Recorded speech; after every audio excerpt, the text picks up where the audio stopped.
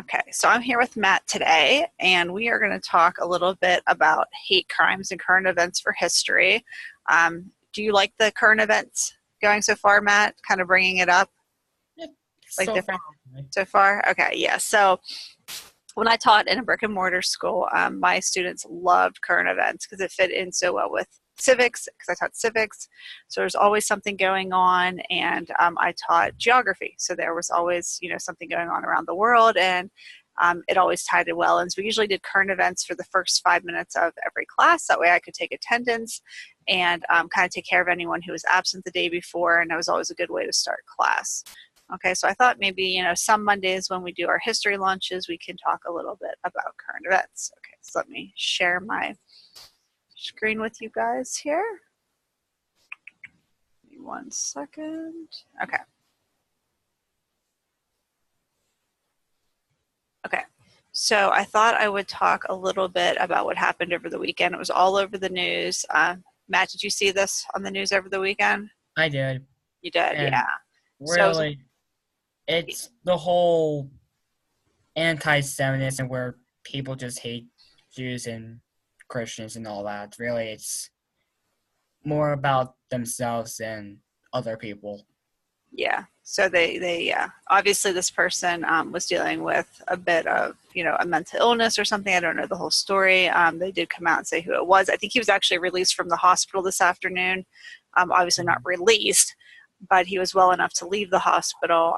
That was on the internet. But Pittsburgh Synagogue massacre leaves 11 dead and 6 wounded. And I had some Jewish friends growing up at my school. Still talk to them once in a while, but we're not as close as if we were in high school. But, where I went to school, we had, varying religions, predominantly Christian. But like Matthew said, it's, one person expressing his anger. So, okay, so let me, so here was a little tribute they had for the people that passed away in Pittsburgh, and a lot of support. And I want to show this video. It's only a couple of minutes. So Matt did go ahead and he read the article, which we're going to talk a little bit about later on here. But those of you who are watching this live launch, please go back and watch, or go back and read the article that I sent, because you might not be completely, up with the current event on Pittsburgh and what happened. So it'll make a lot more sense if you do so. So let me show this. I'm not going to show this whole video. I'm just going to show the first minute or two here. Oh, you know what? I didn't share my sound, did I? Matt, can you hear that video playing? No. Okay, hold on 1 second here. I do that all the time. Why do I do that? Okay. Let's try again. You ready? Okay. Can you hear it?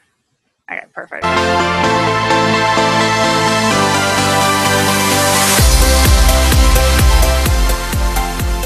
Thank you for taking 10 minutes to get up to speed on world events. I'm Carl Azus. Despite the cool and rainy weather Saturday night, crowds still gathered in the streets of the Squirrel Hill neighborhood of Pittsburgh, Pennsylvania. They were remembering, mourning, and honoring the victims of a shooting that took place there that morning. During worship service at the Tree of Life Synagogue, a gunman entered the building and attacked. 11 people were killed. Within minutes of receiving 911 calls, police arrived. They say they confronted a man armed with an assault-style rifle as he was leaving. There was a shootout. 2 police officers and 2 SWAT officers were wounded, and after he was shot multiple times, the suspect surrendered to police. Investigators say he had 3 handguns in addition to the rifle, and they believe he acted alone. The Anti-Defamation League, an organization devoted to protecting Jewish people and fighting all forms of hate, says Saturday's shooting was the deadliest attack on a Jewish community in U.S. history. Investigators are treating it as a hate crime. A federal law enforcement official says the suspect made anti-Semitic statements during the shooting and had spoken out against Jews on social media. A U.S. attorney says the crimes he's charged with could lead to the death penalty. Leaders and organizations from around the world, including the Rabbinical Assembly, U.S. President Donald Trump, and Pope Francis, all spoke out against anti-Semitism and offered condolences to the victims and their families. Updating another crime story, investigators have also made an arrest in a case involving a number of suspicious packages that were addressed to more than a dozen prominent U.S. Democrats and critics of President Trump. Some of the packages carried pipe bombs, though none of them went off. A break in the case came last Thursday when investigators traced 5 of the packages to a mail processing center near Miami, Florida. Then they found a fingerprint on one of the bombs, and that led them to the suspect. The FBI says the manhunt for the person responsible has ended, but police say Americans still need to be cautious because there could still be some packages in the mail. The FBI hasn't said yet what they think motivated the suspect. His van was covered with pictures of politicians, and some of the Democrats had target signs on them. The suspect reportedly told investigators the bombs weren't designed to actually harm anyone, but the FBI says they were not fakes. Police believe he was making the packages inside his van, where officials found stamps, envelopes, and other mailing equipment. From South Florida to South Korea now. Okay, so that is where we're going to kind of pick up here. But they did talk to President Trump, and he said he wishes there had been more security in the mosque. I don't know if you heard that, Matt, or not. Because somebody asked him about the firearms, and he said this is an ongoing, discussion, and because he's a Republican, very much in favor of firearms, and other people are saying, we need to do something about it. And he said that, the security should have been beefed up in the synagogue, and actually the synagogue was looking at increasing security before this had happened. So I don't know who's to say what would have happened, but he kind of blamed it on that a little bit as well. So unfortunately not a good situation. Okay, so that's the one video. And then I found these are some of the more recent hate crimes, but just vicious beating a Muslim man is being investigated as a hate crime. Man convicted of hate crime after burning down a Texas mosque. I put that on there twice. I don't know why. I must have meant to put something else.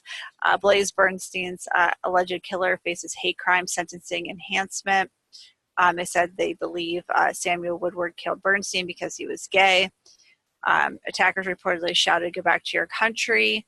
And what the Stanislaus County Sheriff is investigating as a hate crime. They actually said his turban saved him. They were kicking him and things like that, but I think it actually protected his head.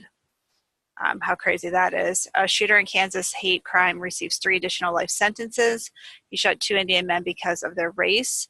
And a Texas man accused of burning black man has reported ties to white supremacist group. He allegedly wrote a letter admitting to the murder and sent it to a racist Christian identity group. So these are just a few things going on in the United States. And they were saying that, within like 48 hours, there had been the letters were sent, the mosque, and there had been another hate crime as well. So this is something that's very, very serious. Okay, so let's take a second here. I'm going to have to send this Padlet to you here. So I'll put this in the chat feature, possibly. I have to find my chat feature. Where's it at? Give me 1 second.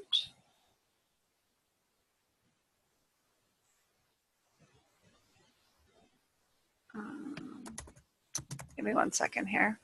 There we go.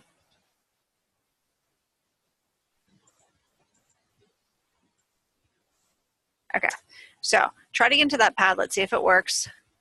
And once you click on it,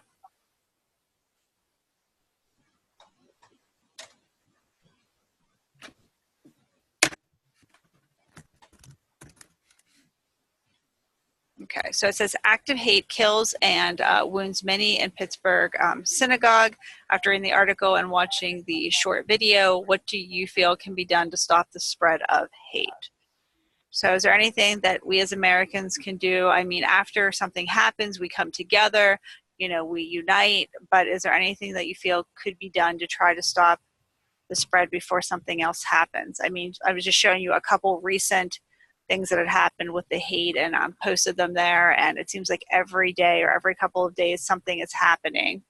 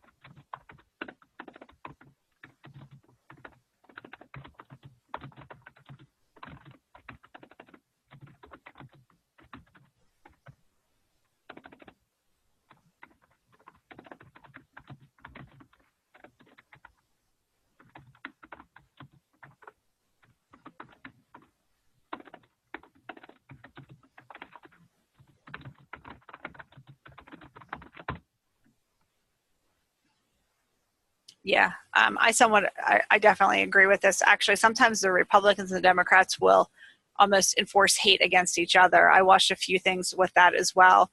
And there'll be Republicans telling, Democrat or Republicans telling other Republicans, to go after the Democrats, and hurtful words and things that should not be said. And then, people see this and they wonder why, crimes of hate are happening. So, it's a world where we are using politicians are sending the wrong message sometimes. But people that kill people because of race is cruel, it hurts. And if people will just tell others that this needs to stop, yeah, for sure. But both Republican and Democratic politicians need to do something. Yeah, they need to come to an agreement, right, Matt? Work together. I know they don't always agree. This entire thing is just a battle between Republican and Democratic, at least I think. I mean, seriously, I think this killer had to be Democratic and it has to go against the Jews, which it's more Republican, and it's another battle between the two. It's the same thing that happened with Kavanaugh. I mean, people just kept reporting that he did this, another battle between Democratic and Republican. Seriously, this entire thing is just tying up with facts that the Democrats want to get in politics seats, and they really want to take over the U.S. before any Republican does so. Seriously, I think that President Trump has done more than any other president has in the U.S. And I think he can help us out. So definitely differing views, no matter who you are, just like, Matt has the Patriots jersey on today, right? Not everybody supports the same thing. So definitely freedom of opinions for sure. But yeah, with this circumstance, they definitely need to come together, I believe, and work together and maybe show themselves in a better light and take more of a positive approach rather than sort of bashing each other. Just like with sports, good sportsmanship, right? Not everybody's going to win. Matt sure hopes his team does tonight. But not everyone's going to win with this certain political side as well. But for the common good, they might have to reach a pretty good agreement and come together and work together instead of, spreading hate against each other as well. So, but that's it for me today. Okay. So Matt, thanks for joining me for my current event session. And we got to convince some other learners to come in here. I think Sarah had something to do today, or she would have joined us as well. She always has scouts on Monday. Yeah, she does Monday nights, but she had her, she sent me a message. I think that she had something to do today, but hopefully we'll see her next week along with some more people. I'm going to have to really get to talking to some of my learners and get them in here, and hopefully, and if you have any ideas for current events too, Monday morning is, I come in, I find my current events. So if there's a topic, or over the weekend, send me a hangout if there's a topic that you'd like to talk about. But yeah, I like to find things that, affect your lives, and hopefully more learners will come to our sessions. Okay. I think we should have done a current event on the Kavanaugh. Okay. Really, yeah. I think we should have done it. We should have. I started my current events late.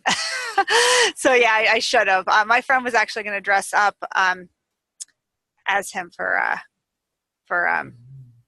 Halloween, but she couldn't get the wig to work, so she changed her costume. So, but okay. Well, you have a great week, Matt, and I will be in touch. And if anyone needs anything, just reach out. Okay. Thanks for joining me again. Okay. Oh, yeah. Okay. Take care. Bye.